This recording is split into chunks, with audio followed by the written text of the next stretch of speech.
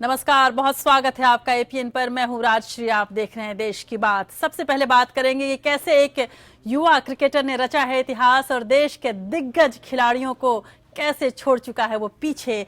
बताएंगे किस क्रिकेटर की बदौलत भारतीय टीम ने खड़ा किया है सबसे बड़ा टेस्ट स्कोर, और बात करेंगे यूपी की भी और वहां पर रैलियों की भी, और कैसे उत्तर प्रदेश रैलियों का आज गढ़ बना। पीएम मोदी ने अपने कानपुर रैली में किस पर सीधे सीधे निशाना लगाया, ये भी बताएंगे आपको कि राहुल गांधी ने जौनपुर में कैसे किया है मोदी पर पलटवार और कौन रहा भारी, ये हम आपको दिखाएंगे।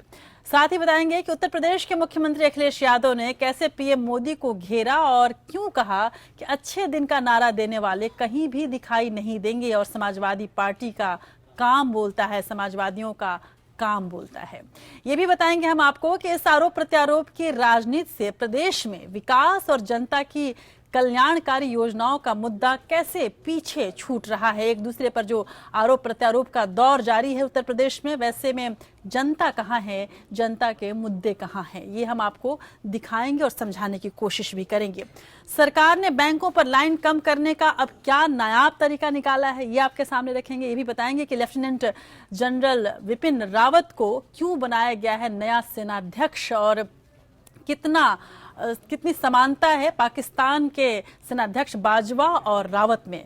हम आपको बताएंगे कि इन राज्यों ने 25 दिसंबर को सुशासन दिवस मनाए जाने का विरोध किया है। ये भी आपको दिखाएंगे कि प्रधान न्यायाधीश टीएस ठाकुर ने देश में हो रही डिजिटलाइजेशन की पहल को लेकर कौन सी तैयारियां करने की बात कही है, खासकर अदालत की दुनिया में।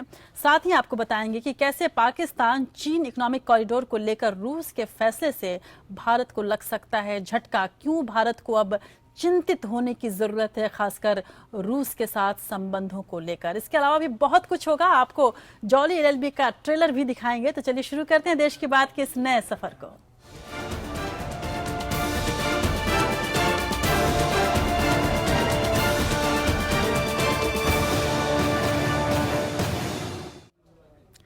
तो देश के सबसे बड़े सूबे में चुनावी सरगर्मी जारी है। नोटबंदी को लेकर हर चेहरे पर तनाव है, लेकिन बुलेटिन की शुरुआत आज मैं एक अच्छी खबर से कर रही हूं, और इंग्लैंड के खिलाफ चेन्नई में खेले जा रहे 5वें टेस्ट का चौथा दिन 25 साल के भारतीय क्रिकेटर करुण नायर के नाम रहा, और उन्होंने अपने करियर के पहले टेस्ट शतक को ही तिहरे शतक में बदल दिया। करुण नायर ने 381 गेंदों में 303 रन बनाए। उन्होंने सचिन तेंदुलकर के 248, वीवीएस लक्ष्मण के 281 और राहुल द्रविड़ के 270 रन के करियर के बेस्ट को भी पीछे छोड़ दिया। हालांकि पारी घोषित करने के कारण भारत की ओर से टेस्ट में 319 रनों का सहवाग का सर्वाधिक स्कोर का रिकॉर्ड नहीं तोड़ पाए, लेकिन 300 क्लब में वो शामिल हो गए हैं। यानी कि आज का दिन भारतीय क्रिकेट के इतिहास के लिहाज से काफी यादगार रहा, और भारतीय क्रिकेट प्रेमियों के लिए ये दिन बेहद खास रहा। तो इस खूबसूरत और इस रोचक खबर की शुरुआत करते हैं देश की बात के सफर के साथ। भारत और इंग्लैंड के बीच चेन्नई में खेले जा रहे 5वें और आखिरी टेस्ट मैच में करुण नायर के कमाल से भारत ने टेस्ट में अपना अब तक का सबसे बड़ा स्कोर खड़ा किया। इंग्लैंड के खिलाफ एक ही मैच में करियर की पहली, दूसरी और ट्रिपल सेंचुरी लगाने वाले करुण पहले भारतीय और दुनिया के तीसरे क्रिकेटर बन गए। करुण नायर ने 381 गेंदों में नाबाद 303 रनों की पारी खेली। उनकी इस पारी की बदौलत भारत ने 84 साल के टेस्ट इतिहास का अपना सबसे बड़ा स्कोर बनाया। भारत ने इंग्लैंड के खिलाफ 759 रन बनाए। इससे पहले दिसंबर 2009 में मुंबई टेस्ट में श्रीलंका के खिलाफ भारत ने 726 रन बनाए थे। ट्रिपल सेंचुरी लगाने वाले नायर वीरेंद्र सहवाग के बाद दूसरे भारतीय बन गए हैं। सहवाग 2 तिहरे शतक लगा चुके हैं। भारत की ओर से सबसे ज्यादा 319 रन बनाने का रिकॉर्ड भी उन्हीं के नाम है। करुण नायर की पारी के बाद चेन्नई टेस्ट में भारत ड्राइविंग सीट पर है। इंग्लैंड ने पहली पारी में 477 रन बनाए थे। भारत को 282 रन की बढ़त हासिल है। टेस्ट मैच के 5वें और आखिरी दिन उसके पास जीत का सुनहरा मौका है। Bureau report, APN.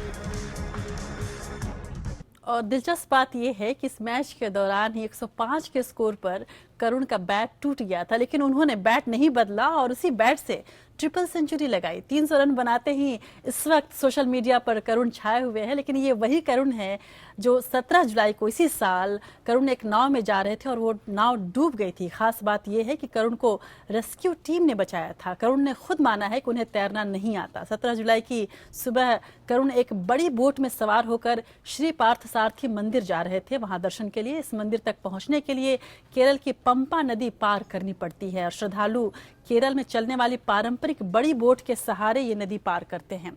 करुण जिस नाव में थे उसमें करीब 100 लोग थे और भी थे, और पार्थसारथी मंदिर में उसी दौरान केरल का त्योहार वल्ला सैद्या मनाया जा रहा था। नायर इसी में शामिल होने जा रहे थे। बोट धीमे धीमे आगे बढ़ रही थी और अचानक जो बोट है वो पलट गई और पार्थसारथी मंदिर के पहले अन्नमालाला मंदिर पड़ता है और यही नाव पलटी थी और डूबने लगी। लेकिन करुण को बचना था और देश के लिए इतिहास रचना था और करुण ने यही किया और इतिहास रच दिया। तो इसके अलावा अब चलिए बाकी खबरों की बात करते हैं। इतिहास रचने की कोशिश बीजेपी उत्तर प्रदेश में कर रही है। बात यूपी की करते हैं। आज यूपी रैलियों का गढ़ बन गया। राज्य में चुनाव का माहौल है और राजनीतिक दलों ने कमर कस ली है और हर कोई चाहता है कि किसी तरह से यूपी के सत्ता पर काबिज हुआ जाए, लखनऊ में किसी तरह से अपनी सरकार बना ली जाए। यूपी में रैलियों का दौर इसी लिहाज से अब शुरू हो गया है और इसी कड़ी में प्रधानमंत्री नरेंद्र मोदी ने औद्योगिक शहर कानपुर में रैली की। मोदी ने नोटबंदी को लेकर कांग्रेस समेत तमाम विपक्षी दलों पर कसकर हमला बोला। उन्होंने जंगल राज के लिए अखिलेश सरकार की भी खिंचाई की। प्रधानमंत्री मोदी ने कहा कि यूपी में परिवर्तन की लहर नहीं बल्कि आंधी चल रही है और नोटबंदी के मुद्दे पर कुछ एक दलों को छोड़कर देश सरकार के साथ खड़ा है और देश की जनता सरकार के साथ हमेशा खड़ी है और हर दुख सुख को झेल रही है।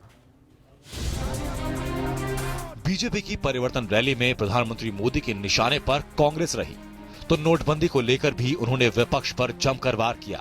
प्रधानमंत्री मोदी ने नोट बैन पर सियासी बवाल का जवाब दिया। उन्होंने कहा कि नोटबंदी से सिर्फ वही परेशान है जिसका पैसा डूब रहा है। सरकार के एक अच्छे फैसले से अच्छों का खेल खत्म हो गया। विपक्ष पर हमला करते हुए पीएम मोदी ने कहा कि हमारा एजेंडा काला धन और भ्रष्टाचार को बंद करना है, जबकि विपक्ष का एजेंडा संसद में कामकाज ठप करने का है। भ्रष्टाचार से मुक्त कराने की लड़ाई लड़ रहे हैं, काले धन से देश को मुक्त कराने की लड़ाई लड़ रहे हैं। हमारा एजेंडा है काला धन बंद हो, लेकिन उनका एजेंडा है संसद बंद हो, संसद बंद हो, संसद बंद। कानपुर की रैली में प्रधानमंत्री मोदी ने सपा सरकार पर भी वार किया। पीएम मोदी ने कहा कि उत्तर प्रदेश का विकास तब तक नहीं हो सकता जब तक यहां गुंडा राज कायम है। ये परिवर्तन की आग, ये परिवर्तन की ललक, पूरे उत्तर प्रदेश में परिवर्तन की आंधी क्यों आई है? यहां के लोग गुंडागर्दी से तंग आ चुके हैं, तंग आ चुके हैं। सरकार में बैठे लोग गुंडागर्दी करने वालों को सह दे रहे हैं। भाइयों, प्रधानमंत्री मोदी ने नोट बैन पर बात की तो अखिलेश सरकार पर भी निशाना साधा। कांग्रेस को कटघरे में खड़ा किया तो बीजेपी को काले धन और भ्रष्टाचार के खिलाफ लड़ने वाली पार्टी बताया। शिवा शर्मा, एपीएन, कानपुर। प्रधानमंत्री मोदी ने जहां अपनी हर बात में और कई उदाहरणों के साथ, कई जुमलों के साथ कांग्रेस पर निशाना साधा, इतिहास से लेकर वर्तमान तक की बात की और साथ ही सपा पर भी अपना निशाना बनाए रखा, वहीं कांग्रेस उपाध्यक्ष राहुल गांधी कहां बाज आने वाले थे। वो भी यूपी के जौनपुर में रैली कर रहे थे, सो प्रधानमंत्री मोदी पर उनका निशाना जमकर चलता रहा। उन्होंने कहा कि भ्रष्टाचार के खिलाफ किसी भी कदम पर कांग्रेस सरकार का साथ देगी, लेकिन 8 नवंबर का फैसला न तो भ्रष्टाचार के खिलाफ है और न ही काले धन के खिलाफ। नोटबंदी का फैसला गरीबों, मजदूरों और किसानों के खिलाफ है। भारत में गरीबी को खत्म करने में देर नहीं लग सकती। भाइयों बहनों, ये ताकत मेरे देश के युवा में है। ये आपने हिंदुस्तान के गरीब पर, हिंदुस्तान के किसान पर, हिंदुस्तान के ईमानदार लोगों पर फायर बॉम्बिंग करी है, फायर बॉम्बिंग। अब तक जिन्होंने सरकारें चलाई हैं, कानपुर की रैली में प्रधानमंत्री मोदी ने काले धन को लेकर कांग्रेस की खिंचाई की। तो राहुल गांधी ने जौनपुर की रैली में इसका जवाब दिया। और ना काले धन के खिलाफ था, वो हिंदुस्तान के गरीब लोगों के खिलाफ था। कांग्रेस उपाध्यक्ष ने कहा कि मोदी सरकार के 2.5 साल के शासन में पूंजीपतियों ने जमकर मलाई काटी है। 1,10,000 करोड़ रुपए कर्जा माफ करा। देश के गरीबों के पैसे से प्रधानमंत्री पूंजीपतियों का कर्ज उतार रहे हैं। पिछले 2.5 साल में आपने हिंदुस्तान के 1% अमीर लोगों को हिंदुस्तान का 60% धन दिलवा दिया है। 50 परिवारों के पास हिंदुस्तान के धन का सबसे बड़ा भाग है। ये नरेंद्र मोदी जी की देन है। नोटबंदी के मोदी सरकार के फैसले को राहुल गांधी ने गरीबों और किसानों पर बड़ी मार करार दिया।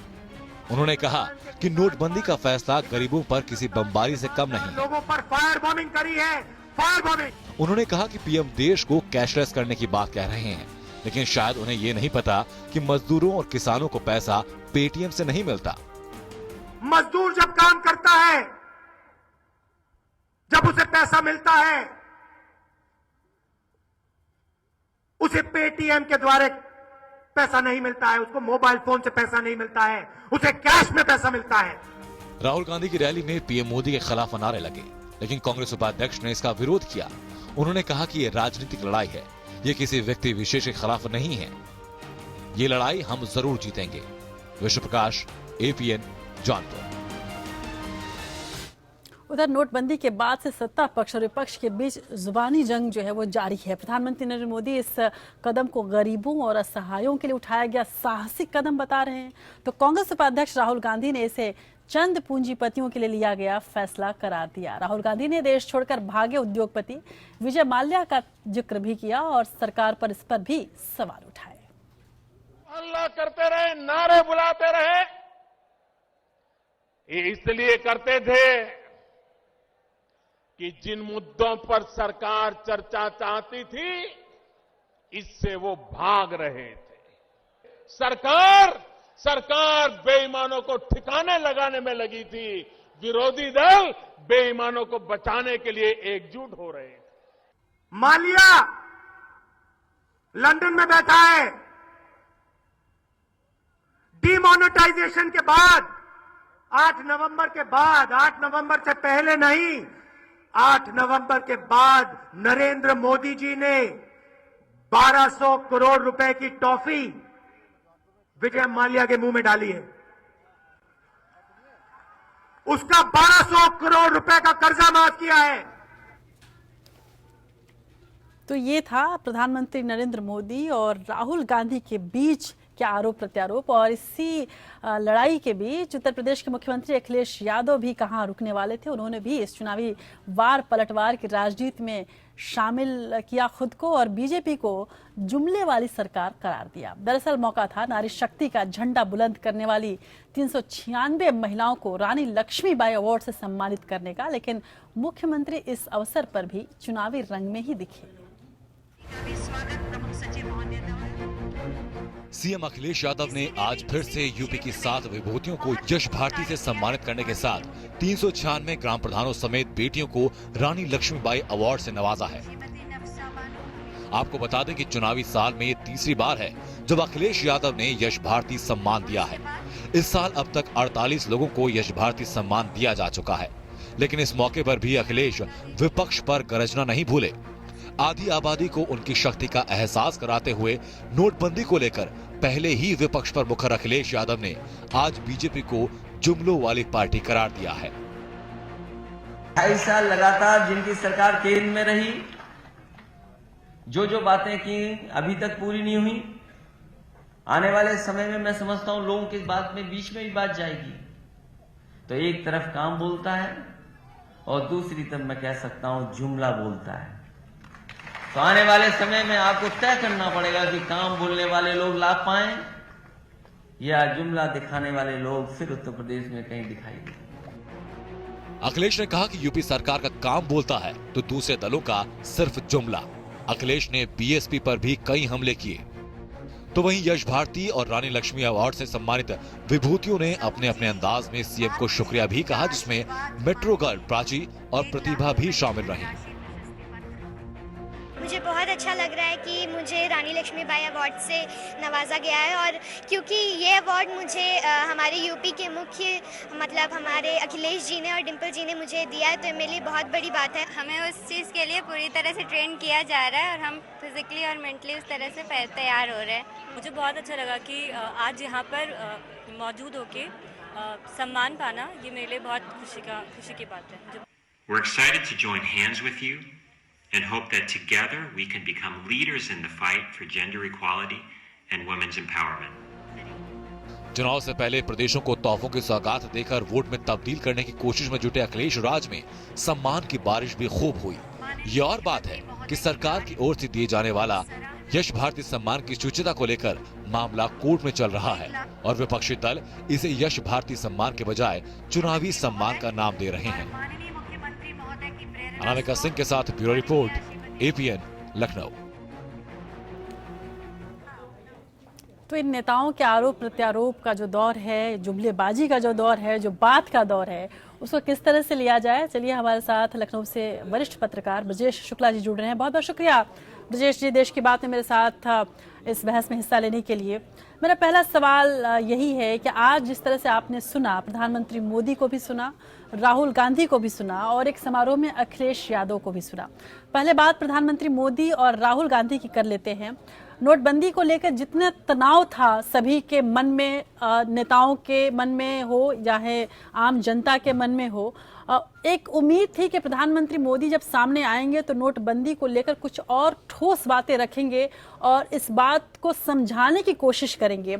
मैंने एक चीज आज देखी कि आमतौर पर जब हमने 2014 में देखा है प्रधानमंत्री मोदी को बोलते हुए और मोदी के आते ही मोदी मोदी के नारे शुरू हो जाते थे और जनता जैसे उनकी हर बात पे झूमती थी और हाँ ही कहती थी। आज प्रधानमंत्री मोदी बार बार ये कोशिश कर रहे थे कि आप क्या लोगों को ये समझाएंगे कि कैशलेस व्यवस्था होनी चाहिए, आप जाएंगे ना, आप जाएंगे ना, आप जाएंगे ना, आप समझाएंगे ना, ये बार बार उन्होंने पूछा।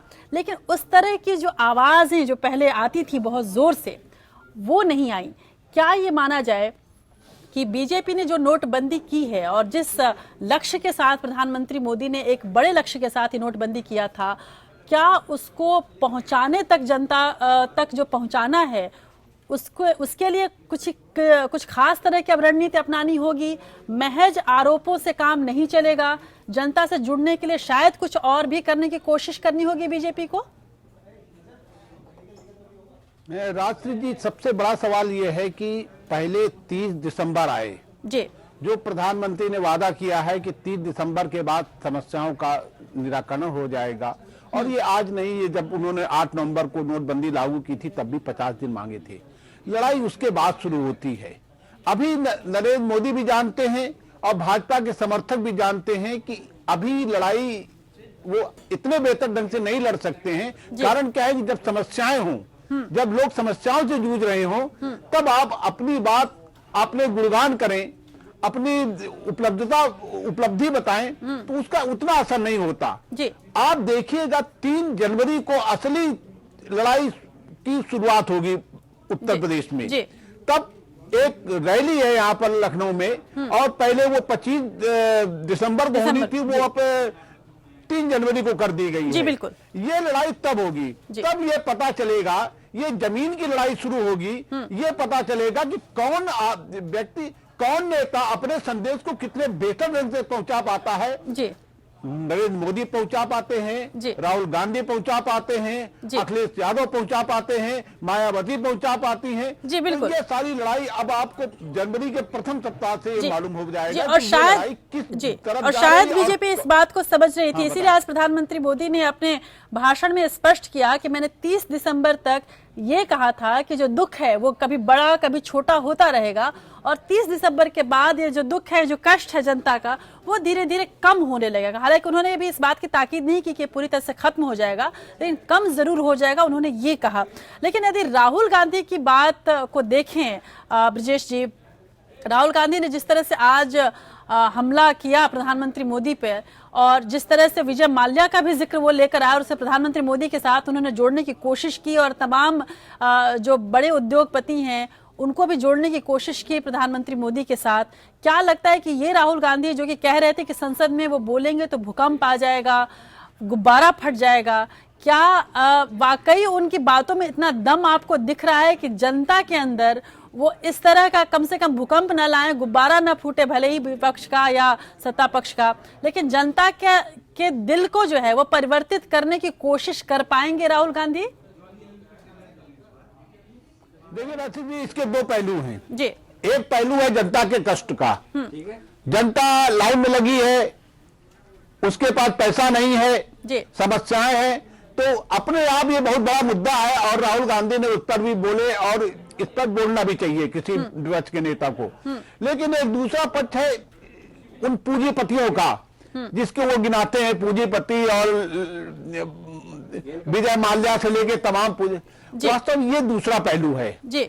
जब आप जमीनी लड़ाई लड़ते हैं तो अब जनता इतनी बेवकूफ नहीं है, वो आगे आने वाले जो दूसरा पक्ष है उसके लिए सवाल जवाब भी हो सकते हैं जी। और ये जो स्कैम का मुद्दा है, या तो आप साबित करिए, आप या तो भूकंप ला दीजिए, या आप पलट कर बाहर झेलने को तैयार रहिए। क्या इसकी तैयारी है? आज के भाषण से मुझे नहीं लगा कि वो साबित कर पाएंगे। जो भाषण वो पहले देते थे कि पूंजीपति के जेब में चला जाएगा, अब जब लोगों के खातों में पैसा जाएगा, वो देखेंगे मेरा पैसा तो मेरे ही खाते में है, तो इसका जवाब तो देना पड़ेगा। तो जो पहला पक्ष उनका है वो स्वयं अपने में इतना बड़ा मुद्दा है, उसी पर ज्यादा यदि केंद्रित रहते तो ज्यादा अच्छा है। लेकिन वो शायद कुछ बताना चाहते होंगे, शायद कोई स्कैम खोलना चाहते हो, तो ये आने वाला समय बताएगा कि कितने स्कैम खोलेंगे और क्या उनके पास जी। लेकिन आज की जो बात को देखा जाए और दिल्ली में जितने दिनों तक अभी तक जो हम लोगों ने राहुल गांधी को सुना बार बार,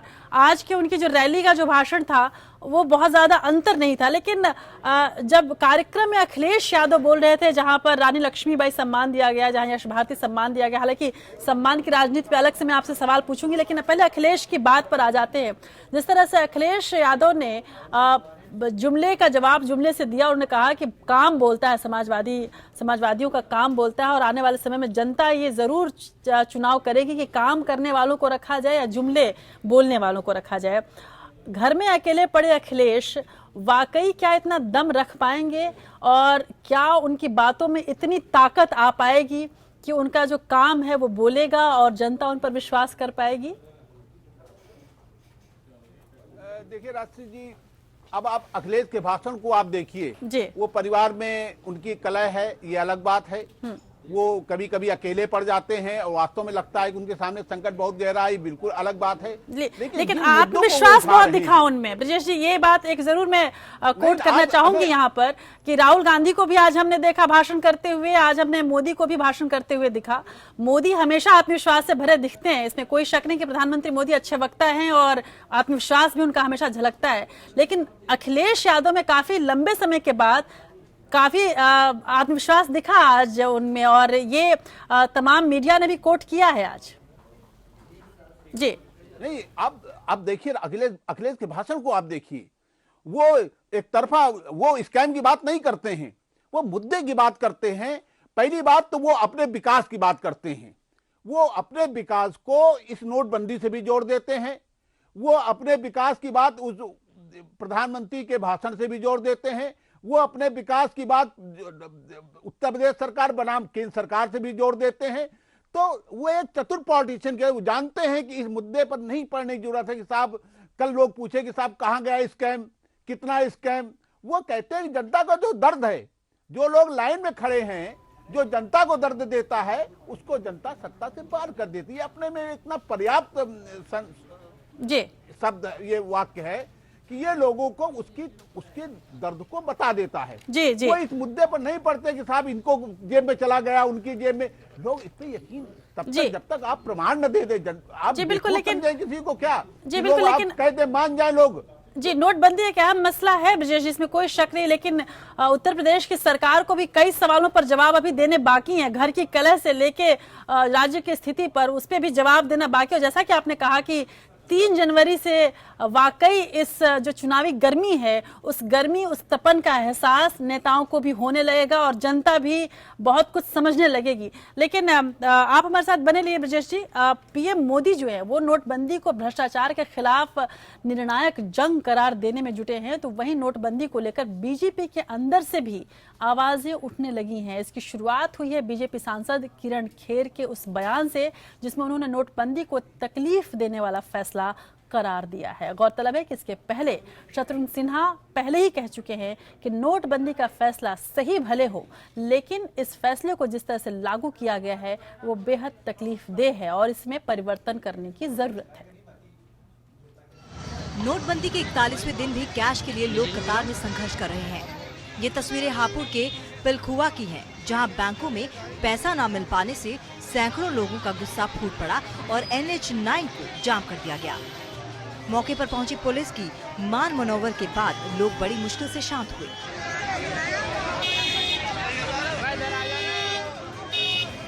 दरअसल ग्रामीण क्षेत्रों में हाल और बेहाल है और जनता का सब्र टूटने लगा है। कुशीनगर के SBI बैंक पर कैश न मिलने से गुस्साए लोगों ने NH28 को घंटों जाम कर दिया। की शादी है 28 का हल्दी बा, 29 का बारात है, पैसा है ही नहीं है।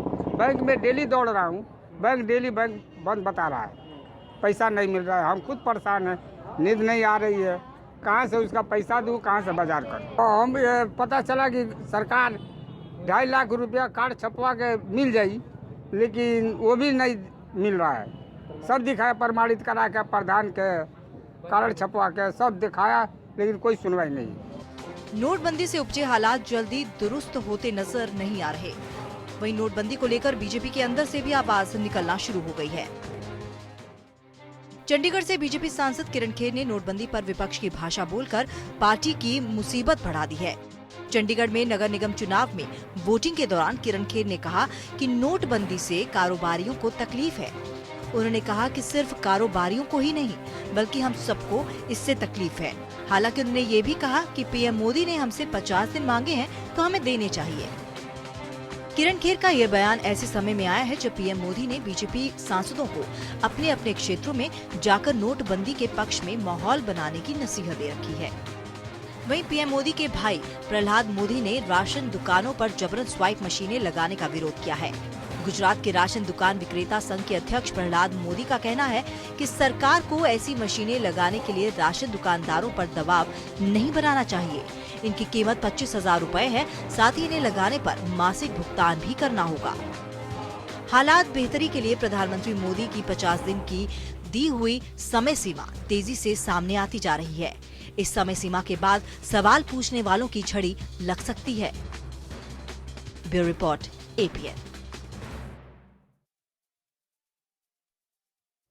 और उधर 1,000 रुपए और 500 रुपए के प्रतिबंधित पुराने नोट बैंकों में जमा कराने के लिए पहले 30 दिसंबर तक का समय देने की बात कही गई थी और सोमवार से 5,000 रुपए से ज्यादा जमा कराने पर जमाकर्ता को जवाब देना होगा। ये नया नियम अब आया है। उसने ये नोट बैंक में अब तक क्यों नहीं जमा कराए ये बताना होगा आपको, अगर आप 5,000 रुपए से ज्यादा रुपए जमा कराने जा रहे हैं अपने बैंक में, अपने अकाउंट में। तो उधर रिजर्व बैंक ऑफ इंडिया की ओर से जारी निर्देश में ये कहा गया है कि 5,000 रुपए से ज्यादा की रकम KYC खातों में ही जमा हो पाएगी और जब इसे जमा कराया जाएगा तो बैंक के अधिकारी आपसे पूछेंगे कि आपने पैसे कहां से लिए और कहां से पाए, और साथ ही आपको इसकी सफाई भी देनी होगी। और 5,000 से ज्यादा की जो रकम है वो केवल एक बार ही आप जमा कर सकते हैं। देखिए ये रिपोर्ट और उसके बाद इस पर चर्चा भी करेंगे। 500 और 1000 के पुराने नोट बैंक में जमा करने को लेकर सरकार ने बड़ा फैसला लिया है।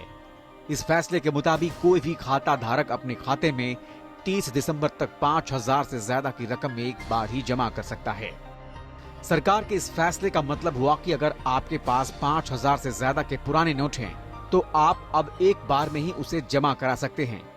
5,000 से ज्यादा की कितनी भी रकम जमा की जा सकती है, लेकिन एक ही बार में। ज्यादा रकम की कोई सीमा तय नहीं की गई है। इस फैसले के पीछे सरकार ने तर्क दिया है कि बार बार छोटी रकम जमा करने से बैंकों में दिक्कतें आ रही हैं। इस फैसले से बैंकों के बाहर लगी कतारें भी छोटी हो सकती हैं। हालांकि सरकार के इस फैसले से उन लोगों को धक्का लगेगा जिनके पास ज्यादा रुपए हैं और जो छोटी छोटी रकम के तौर पर उसे बैंक में जमा कर रहे थे। सरकार को उम्मीद है कि इस फैसले से वो लोग शिकंजे में आएंगे जिनके पास बड़ी मात्रा में पुराने नोट हैं, जबकि कुछ लोगों का ये भी कहना है कि बैंकों में रोज लग रही लंबी लंबी लाइनों से छुटकारा पाने के लिए सरकार ने ये फैसला लिया है। Bureau report, APN। और उधर काले धन पर लगाम लगाने के लिए सरकार एक और बड़ा फैसला कर सकती है। इसके तहत घर में कैश रखने और कैश लेन देन की सीमा तय की जा सकती है। अगर सरकार इसे लागू करती है तो आने वाले दिनों में लोगों की परेशानी भी बढ़ सकती है, क्योंकि तब आपके घर में कितना रुपया होना चाहिए ये सरकार ही तय करेगी। नोटबंदी की मार के बाद मोदी सरकार का एक और फैसला लोगों की दिक्कतें बढ़ा सकता है। केंद्र सरकार जल्द ही काले धन पर लगाम लगाने के लिए घर में कैश रखने और कैश लेन देन की सीमा तय कर सकती है। लेन देन में कैश के इस्तेमाल को कम करने के लिए वित्त मंत्रालय कई विकल्पों पर विचार कर रहा है, जिसमें सरकार घर में कैश रखने की सीमा तय कर सकती है। दरअसल नोटबंदी के बाद लगातार चल रही छापेमारी में भारी मात्रा में नकदी पकड़े जाने के मद्देनजर वित्त मंत्रालय नकदी सीमा तय करने की जरूरत महसूस कर रहा है। खबरों के मुताबिक काले धन पर बनी SIT के अध्यक्ष जस्टिस MB शाह ने वित्त मंत्री अरुण जेटली को पत्र लिखकर कहा है कि अगर नकदी रखने की सीमा तय नहीं की गई तो नोटबंदी प्रभावी साबित नहीं होगी और लोग फिर से काला धन जमा कर लेंगे।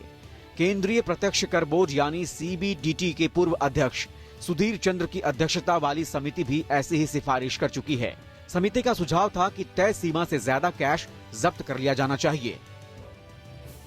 मोदी सरकार ने काले धन पर जो SIT बनाई थी, उसने सुप्रीम कोर्ट में 14 जुलाई को दाखिल अपनी 5वीं रिपोर्ट में सिफारिश की थी कि घर में कैश रखने की सीमा 15 लाख तय की जाए।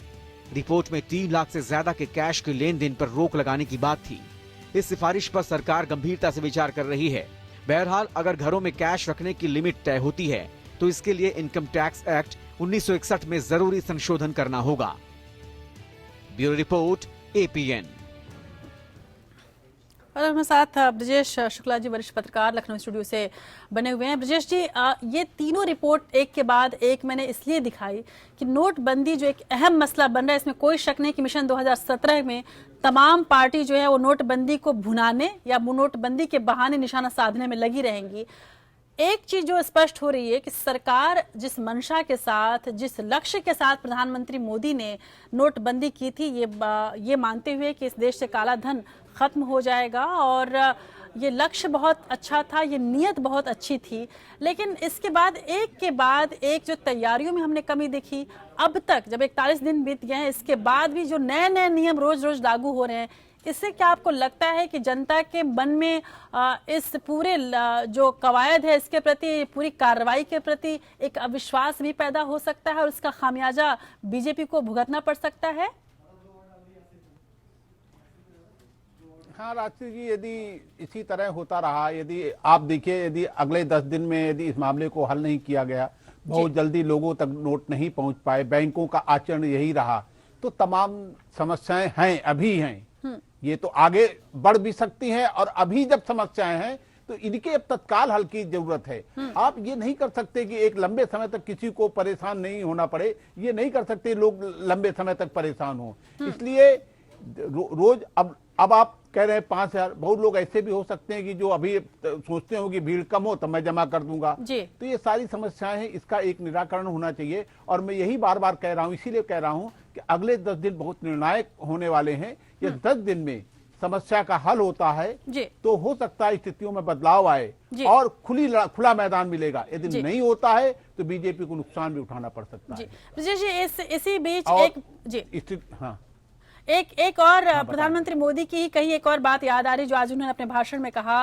उन्होंने कहा कि 25 दिसंबर को क्रिसमस गिफ्ट वो देंगे, और जितने लोग कैशलेस इकोनॉमी में हिस्सा लेंगे, खासकर गांवों के लोगों से उन्होंने अपील भी की, जो लोग भी डिजिटल पेमेंट करेंगे या प्लास्टिक पेमेंट करेंगे, प्लास्टिक जो इकोनॉमी है उसकी ओर आगे बढ़ेंगे, वो तोहफे देंगे। तो क्या समझा जाए कि सरकार समझ रही है इस चीज को कि चुनौतियां बहुत हैं, इसलिए तरह तरह की चीजें, इसके पहले अरुण जेटली का वो प्रेस कॉन्फ्रेंस भी आपको याद होगा, जिसमें छोटे छोटे तोहफे, छोटे छोटे जो लाभ है, प्रॉफिट है, वो देने की बात कही गई थी। क्या समझा जाए कि ये सब कुछ इसीलिए हो रहा है कि किसी तरह से जनता के मन में जो एक धीरे धीरे गुस्सा सा आ रहा है, जिस तरह की अव्यवस्था है उसको देखकर, उसे कम किया जाए, और प्रधानमंत्री मोदी इस बात को समझ रहे हैं, इसीलिए हर जगह वो इस बात को कह रहे हैं।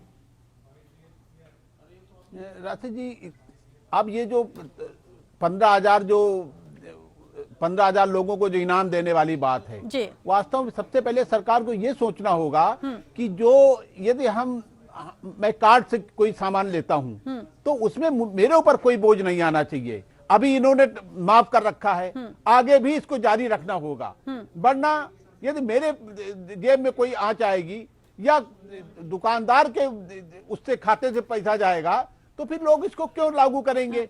तो पहले आप इसको खत्म करिए, उसके बाद धीरे धीरे समाज अपने आप बदलता है। ये अभी आप उन्हें इनाम का लालच दे, फिर धीरे धीरे आप देखिए मोबाइल छा गया, धीरे धीरे लोग उसको स्वीकार कर लेंगे। लेकिन ये यदि उनकी जेब में आंच आने लगेगा तो मुझे नहीं लगता है कि बहुत ज्यादा ये पॉपुलर हो पाएगा कि लोग अपने नोट से अदायगी कर देंगे। सही बात, कार्ड का इस्तेमाल करेंगे। अब एक बार इसके पहले कि तमाम जो ये आज जो तमाम बड़े नेताओं ने जो बोला और उसको हमने समझने की कोशिश की, और खासकर आज दोनों ही बड़े नेताओं के भाषण को यदि हम आंकें तो इसमें नोटबंदी ही अहम मसला रहा, और ऐसा लग रहा है कि आने वाले दिनों में भी नोटबंदी एक अहम मसला रहेगा। लेकिन उत्तर प्रदेश की समस्या महज नोटबंदी ही नहीं है, तमाम ऐसी जमीनी समस्याएं भी हैं जो अब तक किसी भी नेता ने किसी भी रैली में उन्हें कोई शब्द नहीं दिया है। उत्तर प्रदेश विधानसभा चुनाव के लिए प्रदेश में राजनीतिक दलों ने घनघोर प्रचार तो जरूर शुरू कर दिया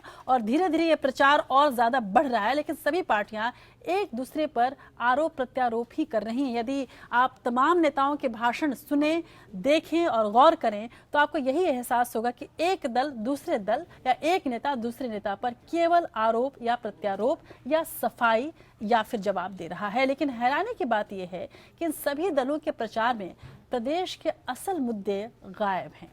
एक रिपोर्ट के जरिए हम आपको दिखाना जरूर चाहेंगे कि उत्तर प्रदेश के कम से कम सबसे जो बड़ा सूबा है, जिसे कहा जाता है कि ये सिंहासन का सेमीफाइनल है, 2017-2019 का सेमीफाइनल इसे माना जा रहा है, वहां पर मूलभूत समस्याएं क्या हैं जिसे आज तक अभी तक कम से कम किसी भी दल के बड़े नेता ने उसे दूर करने की न तो कोशिश की है, न ही उसका जिक्र किया है। भले ही उसे घोषणा पत्र में रख लिया जाए, लेकिन अभी तक ऐसा लग नहीं रहा है कि उत्तर प्रदेश की जनता के नब्ज को पहचानते हुए उसके जो दुख दर्द हैं उसे दूर करने की कोई नेता या कोई पार्टी कोशिश कर रही है। आपको मैं दो हिस्सों में दिखाऊंगी कि किस तरह से पूर्वांचल और जो पश्चिमांचल है उसकी क्या समस्या है उत्तर प्रदेश में, उसी तरह से रुहेलखंड की क्या समस्या है। पहले ये रिपोर्ट देखिए। 8 नवंबर को हमने नोटबंदी का निर्णय किया। आप जानते हैं कैसे कैसे लोगों के पसीने छूट गए, जिन्होंने गरीबों का लूटा है वे आज परेशानियां झेल रहे हैं, रास्ते खोज रहे हैं। गरीबों के घर जाकर के कतार लगा के खड़े हो गए थे कि मेरे पैसे हैं, कुछ तुम रख लो, बैंक में जमा कर दो। यूं तो सभी जानते हैं कि प्रादेशिक और स्थानीय मुद्दे ही विधानसभा चुनाव पर असर डालते हैं। देश में लोकतंत्र की जड़ें इतनी मजबूत हैं कि विधानसभा और लोकसभा चुनाव अलग अलग मुद्दों पर लड़े जाते हैं और जनता इस फर्क को समझते हुए वोट देती है। कानपुर रैली में भी प्रधानमंत्री ने औद्योगिक शहर कानपुर में कौशल विकास का जिक्र किया, लेकिन प्रदेश की समस्याओं के बजाय उनके भाषण में राज्य सरकार की कमियां गिनाने पर ज्यादा जोर रहा। बाकी बचा वक्त नोटबंदी पर सफाई और विपक्ष की आलोचना में खर्च हो गया। बीजेपी ही नहीं, सभी राजनीतिक दलों की रैलियों में राज्य की समस्याओं पर बात करने की बजाय एक दूसरे से ज्यादा खतरनाक अंदाज में हमला बोलने की कोशिश रहती है, फिर चाहे अमीर बनाम गरीब का ही मुद्दा क्यों ना हो। 8 नवंबर का जो निर्णय था वो ना भ्रष्टाचार के खिलाफ था और ना काले धन के खिलाफ था। वो हिंदुस्तान ये गरीब लोगों के खिलाफ था, हिंदुस्तान के 99% लोगों के खिलाफ था, हिंदुस्तान के किसान के खिलाफ था, हिंदुस्तान के मजदूरों के खिलाफ था। कांग्रेस ने किसानों की कर्ज माफी का मुद्दा जरूर उठाया, लेकिन वो नोटबंदी पर मोदी सरकार को घेरने पर अपनी ताकत जाया कर रही है। अखिलेश यादव समाजवादी सरकार की उपलब्धियों के दम पर चुनाव जीत लेना चाहते हैं, तो मायावती कानून व्यवस्था और विकास का सवाल बार बार उठा रही हैं। किसी को भी सूबे की आवाम की असली दिक्कत की कोई परवाह नहीं है। राजनीतिक दलों की सोच है कि स्थानीय मुद्दों की बात करना उनके उम्मीदवारों का काम है। इन छोटी मोटी बातों के लिए उसके पास वक्त नहीं है। अगर पश्चिमी उत्तर प्रदेश की बात करें तो वहां किसानों की समस्याएं भयंकर रूप लेती जा रही हैं। बड़ी तादाद में गन्ना किसानों का भुगतान बकाया है। गन्ना मिलने किसी न किसी बहाने से भुगतान टालती रही है। हालात ये हैं कि कई जगह पर किसानों ने तय कर लिया है कि जो चीनी मिलों से भुगतान करवा देगा उसे ही वो वोट देंगे। पिछले दिनों धान की बिक्री के लिए किसान प्रदेश की मंडियों को छोड़ हरियाणा की मंडियों में भटकने को मजबूर हो गए थे। मिनिमम सपोर्ट प्राइस पर कोई धान खरीदने को तैयार नहीं था। अपनी हार तोड़ मेहनत का वाजिब मेहनताना पाने की चाह में पंजाब हरियाणा की खाक छानते रहे। वहां भी बिचौलियों ने इनकी मजबूरी समझ जी भर कर शोषण किया। धान में नमी बताकर औने पौने दाम पर बेचने को मजबूर करते रहे। बारिश के डर से किसान सीने पर पत्थर रखकर अपनी मेहनत की फसल लुटाकर चला आया। लेकिन सियासतदान एक दूसरे से जुबानी जंग में इतने मसरूफ रहे कि उन्हें इस दर्द का पता ही नहीं चला। पश्चिमी उत्तर प्रदेश के शहरों में छोटे छोटे काम धंधे, रोजी रोजगार, लघु कुटीर उद्योगों चलाकर या उनमें काम कर पेट पालते हैं। वहाँ बिजली एक बड़ी समस्या का नाम है। भगवान भी बताने की हालत में है कि समाजवादी बिजली कब चले जाएगी और कब वापस लौटेगी। पीने का पानी भी है दूसरी बड़ी समस्या। रस्म अदायगी के लिए लगी हुई हैं नल की टोटियां, उनसे विकास टपकता नजर नहीं आता। और तमाम समस्याएं हमने आपको दिखाई और ये पूरे उत्तर प्रदेश की सच्चाई है। केवल एक प्रदेश, एक जगह, एक गांव की नहीं, बल्कि पूरे प्रदेश की सच्चाई यही है कि किसान वहां मजबूर है, विकास अभी भी बहुत दूर है। ब्रजेश जी हमारे साथ बने हुए। ब्रजेश जी, नोटबंदी को लेकर आज तमाम आरोप प्रत्यारोप हमने सुने, लेकिन ये जो जमीनी मुद्दे हैं, जब तक उनको भाषा नहीं मिलेगी, जब तक उनको शब्द नहीं मिलेंगे, जाहिर सी बात है कि जनता अपनी समस्याओं का हल चाहती है। और ऐसे में क्या लगता है कि इसके लिए सबसे ज्यादा जवाबदेह उत्तर प्रदेश की सरकार बनेगी? देखिए राजश्री जी, नोटबंदी ने सारे मुद्दों को पीछे ढकेल दिया है जी। और इससे बड़ा दुर्भाग्य कुछ नहीं हो सकता है। नेता ये समझ गए हैं, बीजेपी को लगता है कि नोटबंदी उनको जितवा सकती है। राहुल गांधी को लगता है कि नोटबंदी उनको सत्ता में ले आएगी 27 साल बाद जी। तो सारे जो मुख्य मुद्दे हैं, जो समस्याएं हैं, वो बिल्कुल पीछे चली गई हैं जी। और मुझे नहीं लगता है, आप देखिएगा, मैंने जो बताया जनवरी से ये मुद्दा और गर्माएगा। फिर ये साबित करने की होड़ है कि गरीब विरोधी है कि गरीब समर्थक है ये मुद्दा जी।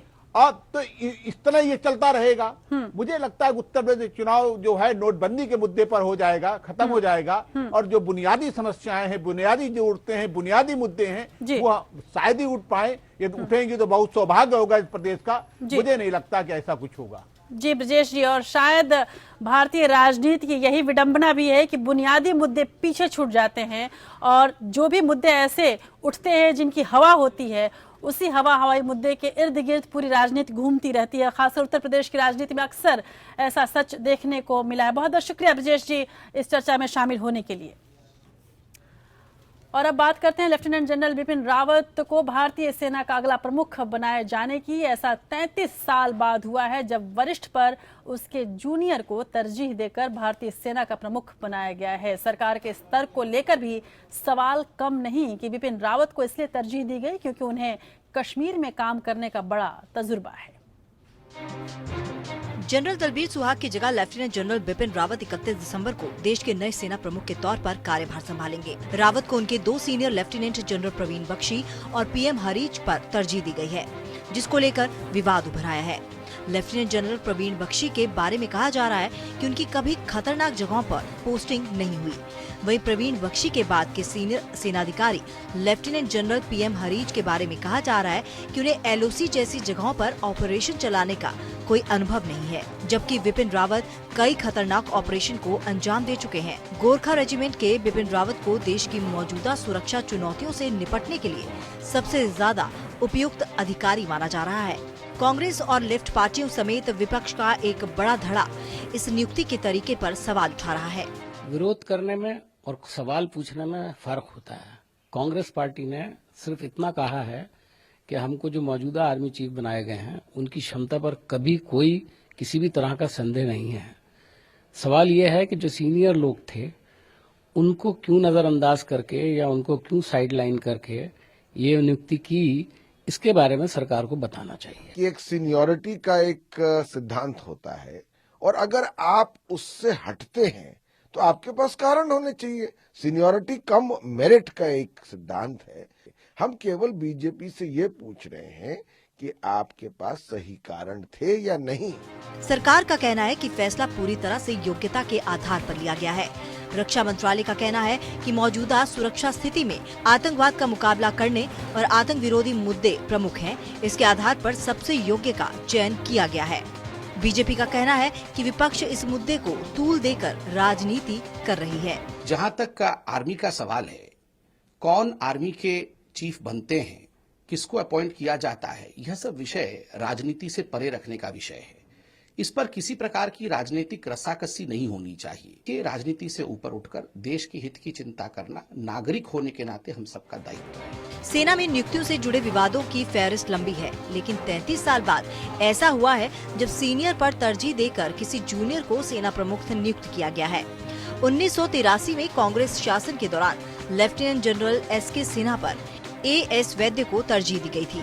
बहरहाल सवाल ये है कि क्या अब सुरक्षा से जुड़े बड़े ओहदों के लिए कश्मीर का पैमाना सबसे ऊपर होगा?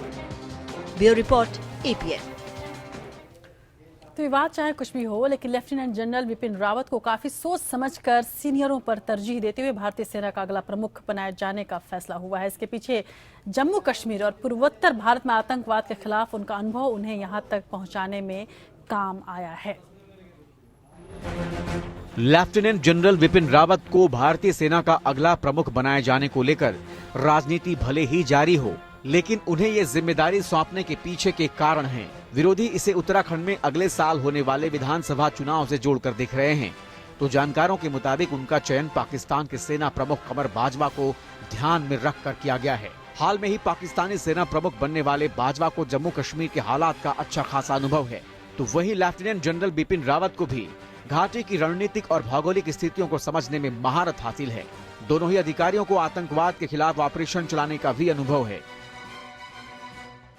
पाकिस्तानी सेना प्रमुख जनरल बाजवा को उनके करीब 4 वरिष्ठ अधिकारियों को दरकिनार कर सेना नायक बनाया गया था, तो वहीं जनरल रावत को 2 अधिकारियों की वरिष्ठता को ताक पर रखकर सेना प्रमुख बनाया गया।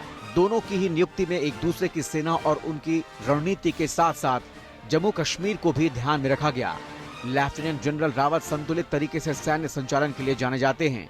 एक सैन्य अधिकारी के रूप में जनरल बाजवा और जनरल रावत के पास लाइन ऑफ कंट्रोल पर पोस्टिंग का अच्छा खासा अनुभव है। इसके अलावा यहाँ के इलाके की बेहतर जानकारी भी इन दोनों ही अधिकारियों के पास है। लेफ्टिनेंट जनरल बिपिन रावत पूर्वोत्तर भारत के कई क्षेत्रों में अहम जिम्मेदारियां निभा चुके हैं। उन्हीं की अगुवाई में म्यांमार में उग्रवादियों के खिलाफ की गई सर्जिकल स्ट्राइक को सफलतापूर्वक अंजाम दिया गया था। Bureau report APN। और अब बात करते हैं गुड गवर्नेंस डे की। भारत सरकार के 25 दिसंबर यानी पूर्व प्रधानमंत्री अटल बिहारी वाजपेयी के जन्म दिवस को सुशासन दिवस के रूप में मनाए जाने पर पूर्वोत्तर राज्यों और गोवा सरकार ने ऐतराज जताया है और ये कहा है कि 25 दिसंबर क्रिसमस के लिए ही जाना जाता है और उस दिन गुड गवर्नेंस डे मनाना बिल्कुल गलत बात है और इस पर कड़ी आपत्ति जताई है इन तमाम राज्यों के मुख्यमंत्रियों ने। क्या आपत्ति है, देखिए रिपोर्ट। नागालैंड के मुख्यमंत्री TR जेलियन ने दूसरे पूर्वोत्तर राज्यों के मुख्यमंत्रियों का हवाला देते हुए कहा है कि 25 दिसंबर को क्रिसमस के दिन सुशासन दिवस मनाने से ईसाई समुदाय की धार्मिक भावनाओं को ठेस पहुंच सकती है। सीएम के मीडिया सेल की ओर से जारी विज्ञप्ति में कहा गया है कि मुख्यमंत्री ने इस संदर्भ में 12 दिसंबर को प्रधानमंत्री को एक खत भी लिखा है, जिसमें उन्होंने सुशासन दिवस की तारीख बदलने की मांग की है और ऐसा नहीं करने पर नागालैंड को इस नियम से छूट देने की प्रार्थना की है। इसी तरह गोवा के मुख्यमंत्री लक्ष्मीकांत पार्सेकर ने भी साफ किया है कि राज्य में 24 और 25 दिसंबर को सभी सरकारी कार्यालय बंद रहेंगे। उनका कहना है कि केवल एक निर्धारित दिन ही क्यों सुशासन दिवस मनाया जाए। दरअसल साल 2014 में अटल बिहारी वाजपेयी के 90वें जन्मदिन पर 25 दिसंबर को सुशासन दिवस मनाने की घोषणा की गई थी, जिसके तहत पूरे दिन काम किए जाने का फैसला लिया गया था। सुशासन दिवस की घोषणा ई गवर्नेंस के माध्यम से सुशासन के आधार पर की गई है। ये कार्यक्रम है जो सभी सरकारी अधिकारियों को बैठक और संचार के लिए आमंत्रित करके और बाद में मुख्य समारोह में शामिल होकर मनाया जाता है। मानव संसाधन विकास मंत्रालय के निर्देश के तहत सरकारी कार्यालयों, स्कूल, कॉलेजों और अन्य शिक्षण संस्थानों में सुशासन दिवस के मौके पर विभिन्न गतिविधियों का आयोजन किया जाता है। स्कूलों और कॉलेजों के विद्यार्थी कई गतिविधियों में भाग लेते हैं, जैसे निबंध लेखन प्रतियोगिता, वाद विवाद, समूह चर्चा, प्रश्नोत्तरी प्रतियोगिता, खेल आदि।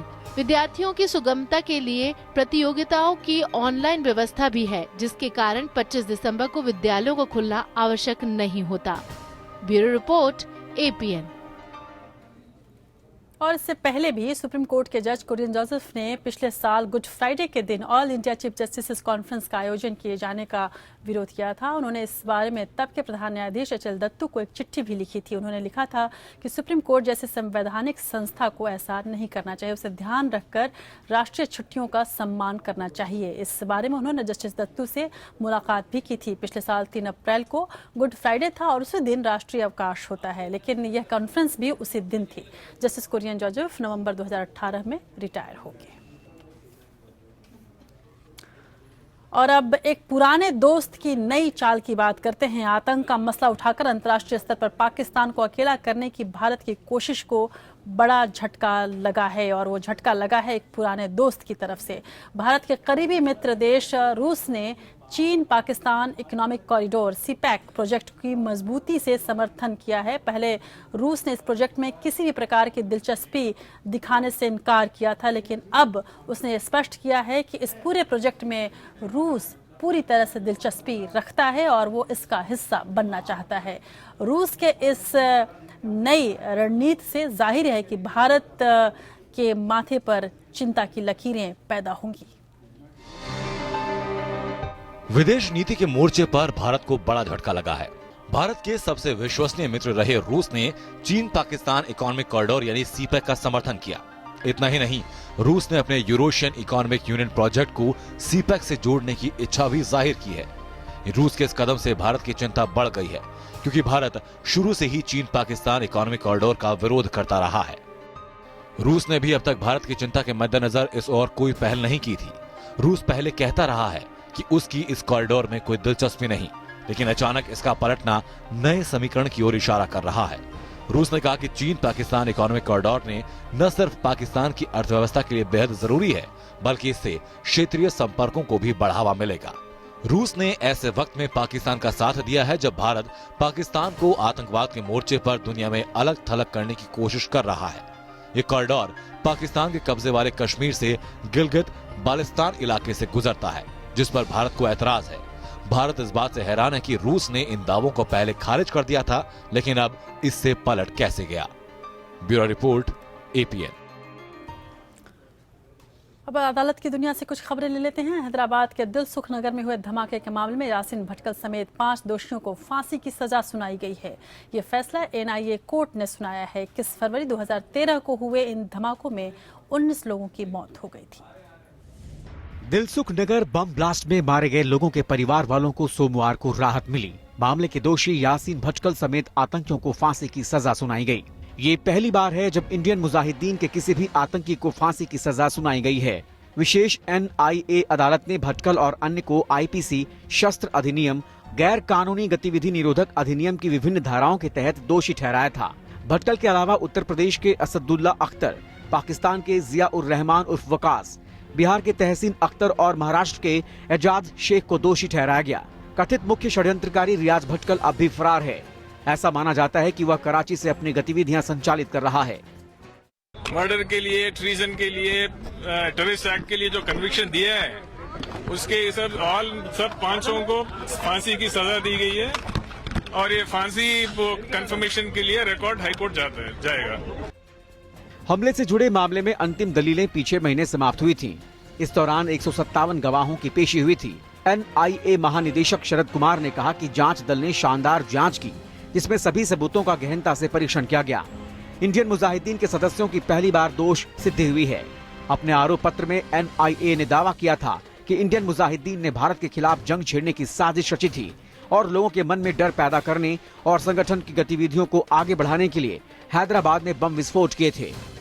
Bureau report, APN। और उधर भारत के प्रधान न्यायाधीश जस्टिस TS ठाकुर ने देश के डिजिटलीकरण की कोशिशों की सराहना की है। बेंगलुरु में एक समारोह में उन्होंने कहा कि भारत तेजी से इस ओर बढ़ रहा है, लेकिन इसमें कई चुनौतियां हैं और इनका मुकाबला करने के लिए हमें तैयार रहना होगा। उन्होंने ये कहा कि अदालत की दुनिया को भी जरूरी है कि डिजिटल बनाया जाए।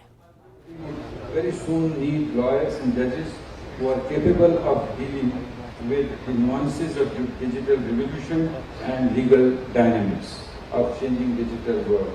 We must view this development critically, not cynically. और अब एक रोचक खबर पर नजर डालते हैं। न्यायपालिका और अधिवक्ताओं से जुड़ी फिल्म LLB 2 का जो ट्रेलर है वो रिलीज हो गया है। बॉलीवुड के खिलाड़ी अक्षय कुमार की most awaited film jolly LLB 2 में अक्षय वकील की भूमिका में नजर आएंगे। इस फिल्म में कॉमेडी के साथ साथ एक्शन और इमोशन भी देखने को मिलेगा। ट्रेलर शानदार है और अब तक इसे काफी हिट मिल चुका है और इस वक्त यूट्यूब में ट्रेंड कर रहा है। क्या आप बता सकते हैं कि सलमान खान की शादी कब होगी? अरे लेके जाओ इसको यहाँ से, इससे पहले कि मुर्गा बना दूं मैं इसको यहाँ पर।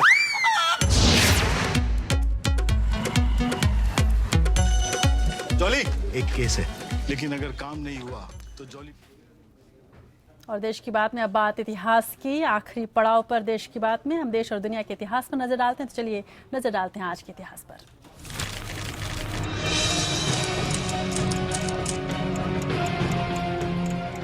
और देश और दुनिया के इतिहास में 19 दिसंबर के दिन कई महत्वपूर्ण घटनाएं घटी हैं, जिसका हमारे इतिहास पर आज तक प्रभाव है। और 1860 में 1848 से 1856 तक भारत के गवर्नर जनरल रहे लॉर्ड डलहौजी का निधन भी हुआ था। और 1927 में महान स्वतंत्रता सेनानी राम प्रसाद बिस्मिल, अशफाक उल्लाह खान और रोशन सिंह को अंग्रेजों ने आज ही के दिन फांसी दी थी। 1941 में जर्मन तानाशाह एडोल्फ हिटलर ने सेना की पूरी कमान अपने हाथ में ले ली थी। और 1961 में गोवा को पुर्तगाल की गुलामी से आज़ादी मिली थी। ऑपरेशन विजय के तहत भारतीय सैनिकों ने गोवा के बॉर्डर में प्रवेश किया था। 1984 में चीन और ब्रिटेन के मध्य 1997 तक हांगकांग चीन के वापस करने संबंधी समझौते पर हस्ताक्षर हो गया था। और 2012 में पाक ग्योन हे दक्षिण कोरिया की पहली महिला राष्ट्रपति बनी थी, 19 दिसंबर को ही। और अब चलते चलते सरफरोशी की तमन्ना अब हमारे दिल में है। सुनते हैं राम प्रसाद बिस्मिल का नाम याद आ जाता है। आज ही के दिन राम प्रसाद बिस्मिल को फांसी अंग्रेजों ने दे दी थी। भारतीय स्वतंत्रता संग्राम के क्रांतिकारी धारा के अग्रणी नेताओं में से एक है राम प्रसाद बिस्मिल। हिंदुस्तान रिपब्लिकन एसोसिएशन के सदस्य रहे राम प्रसाद बिस्मिल। मैनपुरी षड्यंत्र और काकोरी कांड के आरोप में 30 साल की आयु में ही फांसी पर उन्हें चढ़ा दिया गया और भारत के सपूत ने अपनी शहादत दी। राम प्रसाद एक साहित्यकार, कवि, शायर और अनुवादक भी थे और बिस्मिल उनका तखल्लुस था। उन्होंने कई किताबें लिखी, खुद प्रकाशित की और उससे मिले पैसे से हथियार खरीदे। उन पर ऐतिहासिक मुकदमा चला और उन्हें आज ही के दिन सुबह 6:31 पर गोरखपुर के जेल में अंग्रेजों ने फांसी दे दी। आज हम छोड़े जा रहे हैं उनकी मशहूर गज़ल के साथ, जिसे वो आदतन आते जाते वक्त मजिस्ट्रेट को चिढ़ाने के लिए अपने साथियों के साथ कोरस में गाया करते थे। सरफरोशी की तमन्ना अब हमारे दिल में है। राम प्रसाद बिस्मिल की पुण्यतिथि पर आज क्रांतिकारी राम प्रसाद बिस्मिल की पुण्यतिथि पर यही चीज़ याद करते हुए हम आपको छोड़ जाते हैं। देश की बात के सफ़र में बस इतना ही। मुझे दीजिए इजाज़त। नमस्कार।